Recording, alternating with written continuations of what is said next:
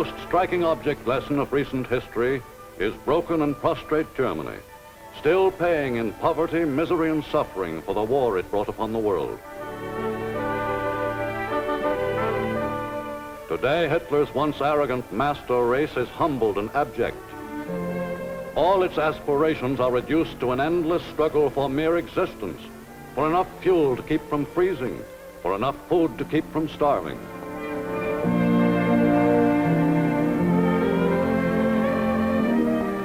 Thousands of Germans, important or obscure, found guilty by due process of law of actively abetting the Nazi cause, have been punished in degree for their crimes against humanity. For the victorious nations are resolved to crush forever the doctrines which once brought the world so close to utter destruction.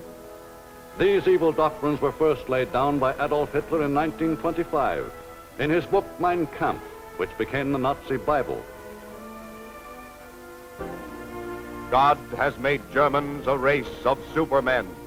Almighty God, bless our German blood.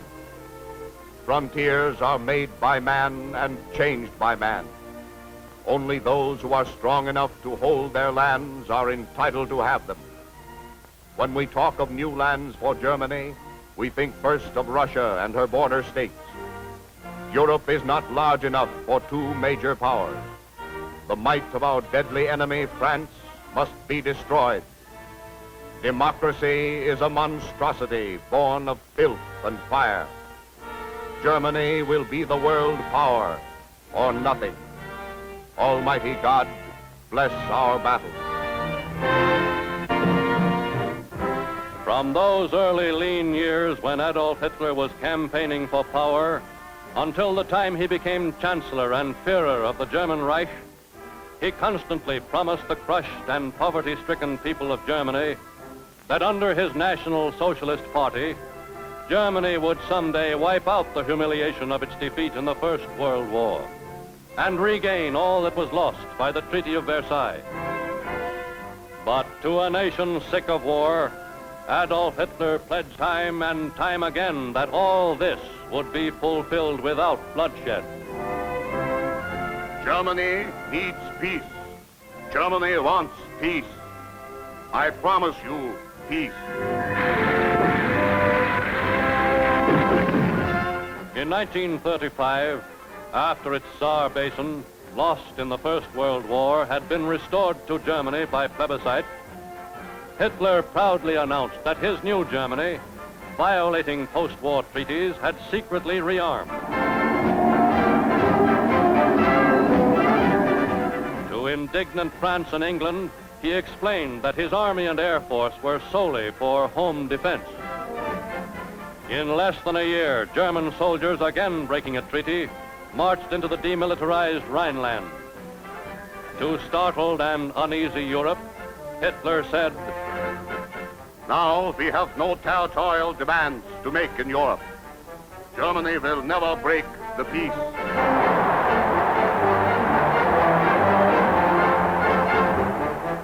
As Hitler's rule over Germany became absolute, to his alarmed neighbor, Austria, Hitler promised to keep hands off, to respect forever her independence. But early in 1938, a Nazi army 150,000 strong rolled into Vienna, and Hitler proclaimed an end to Austria's 800 years as an independent nation.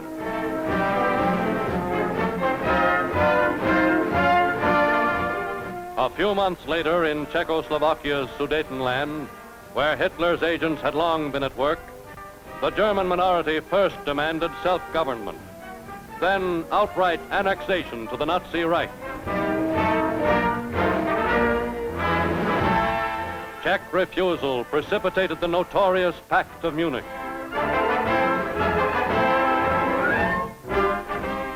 This is the last territorial claim which I have to make in Europe. I shall not be interested in the Czech state anymore, and I can guarantee it.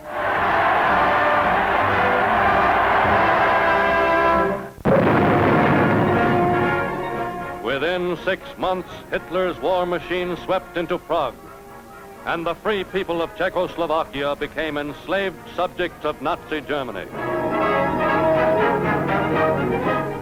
With his eastern neighbor, Poland, Adolf Hitler had made solemn treaties of friendship, had even shared with the Poles territory seized from Czechoslovakia.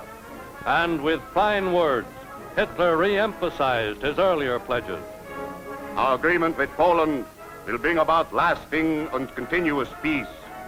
Unconditionally, we shall adhere to the treaty. By the end of September 1939, Poland was in ruins, and its helpless people had been marched off to furnish slave labor for the great new Germany. Again, Germany shared its spoils, this time with a new friend. Almost half of conquered Poland was delivered into the keeping of Soviet Russia, as Hitler loudly extolled the communists he had once reviled. German-Russian relations have been finally settled. Any territorial differences between the two states are hereby excluded for all eternity.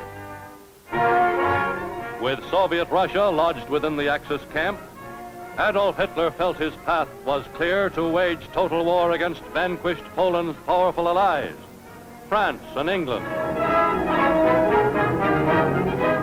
To reassure Europe's frightened neutrals, Adolf Hitler vowed that from now on, Nazi Germany would respect the sanctity of their frontiers.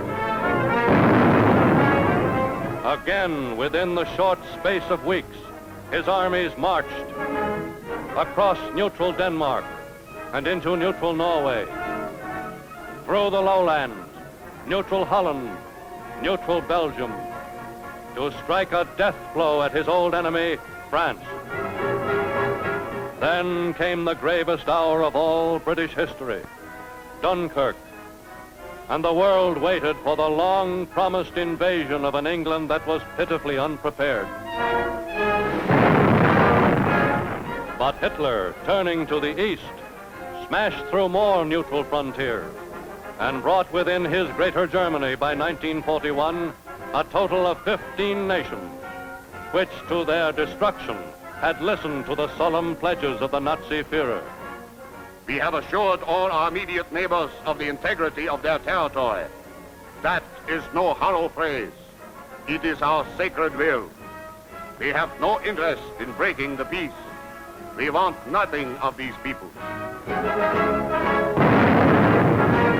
And finally, in the summer of 1941, in the most spectacular betrayal of his career, Adolf Hitler struck with full force against his late partner, Joseph Stalin, and the Red Army of Russia.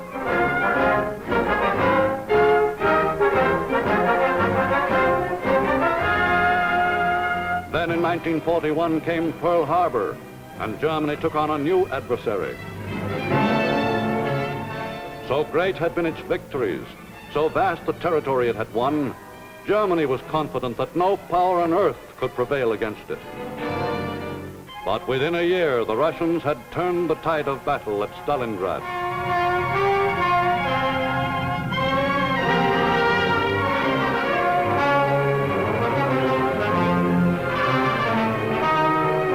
In North Africa, the Allied forces launched a victorious campaign.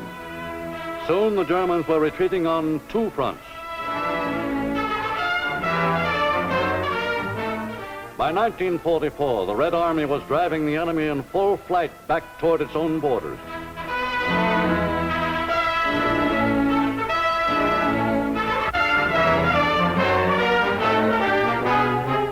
Then came D-Day, and the full combined might of the United States and Britain was brought to bear against Germany's continental fortress.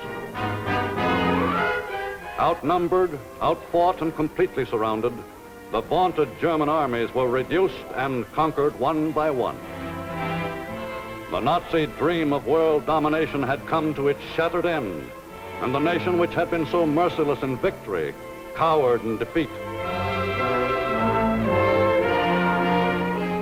In May of 1945, the new order, which was to have lasted for 1,000 years, vanished from living history.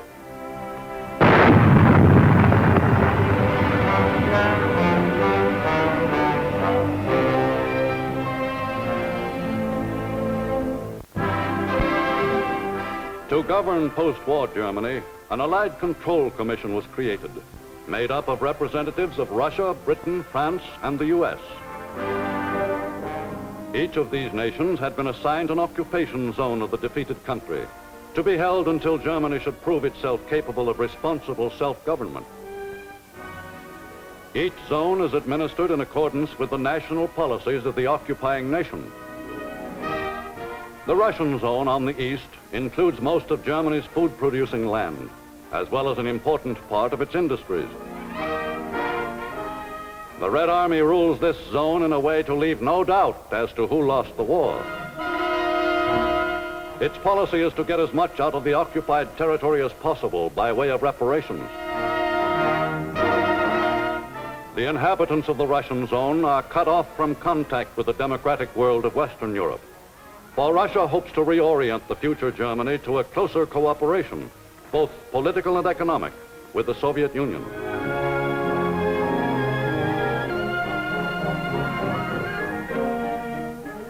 The British zone in the west includes the Ruhr coal and steel region, industrial heart of Germany, in addition to Hamburg and other major seaports. The aim of Britain's military government is to restore this zone to productivity, for upon its industrial output depends the economic stability not only of Germany, but of all surrounding Europe as well.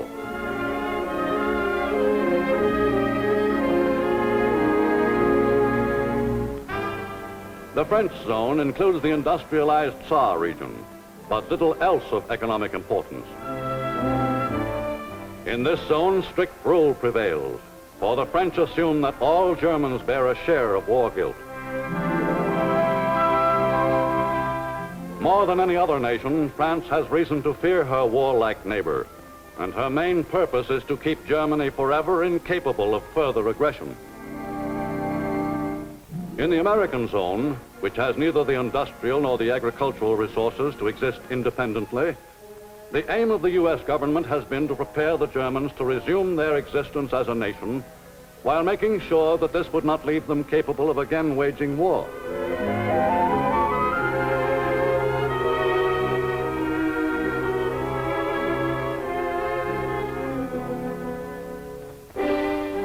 But to remake Germany into a self-supporting nation calls for a huge job of rehabilitation on the part of all four occupying powers. Basic task is to restore production in the Ruhr district, the most highly concentrated industrial center in the world. Though the great Krupp munitions works at Essen were destroyed, 75% of the Ruhr plants survived the war. Today, many industries are operating under British supervision, but their output is far below what it was. For iron and steel production, transport and power, all depend upon coal, and Britain has been unable to build up the production of the Ruhr coal mines to meet requirements. The low rate of production is basically a labor problem.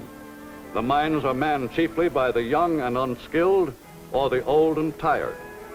Most of the others were killed or taken prisoners in the war. The amount the miners can produce is cut down by undernourishment.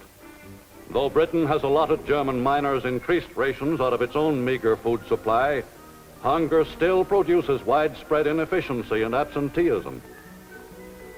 Just as urgent is the problem of rebuilding Germany's once highly efficient transportation system, which not only serves Germany, but is also an integral part of the network of railways which ties all of Europe together.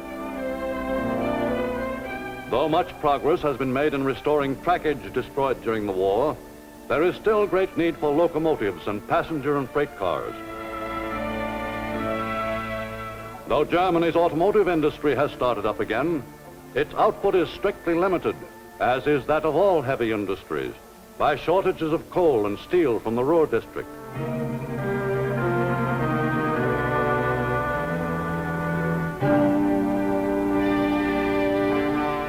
Less handicapped by these shortages are the light industries, which depend upon handwork and craftsmanship. Today, German artisans are turning out great quantities of the kind of consumer goods for which their country has long been famous.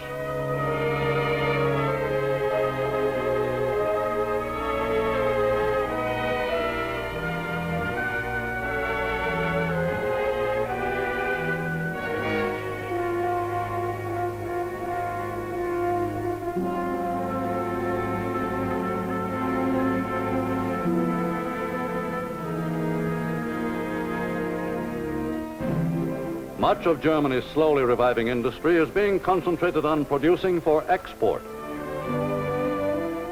For only by building up its export trade on a big scale can Germany get off relief and contribute its share to the European economy, which has always been heavily dependent on it.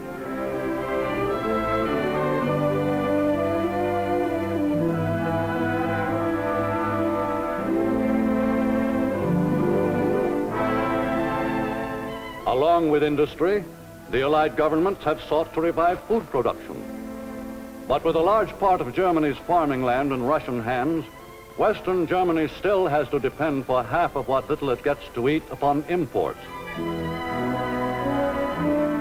By far the greater part of these shipments, almost 3 million tons in the first 2 years alone, have come from the United States, one of the few countries in the world which, in the years directly after the war, produced great food surpluses.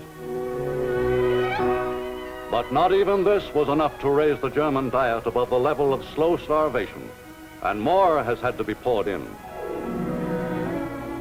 Despite the burden it entails, the United States, at least, is resolved to continue its occupation until the Germans prove themselves a reformed people.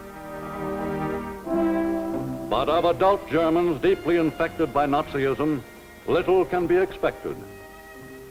Any hope that Germany may ever become a responsible, peace-loving nation centers in the very young, who have not been corrupted by Hitler's doctrines of treachery and aggression, who may still be taught that Germany can find greatness only through freedom and democracy, in peaceful cooperation with the rest of mankind.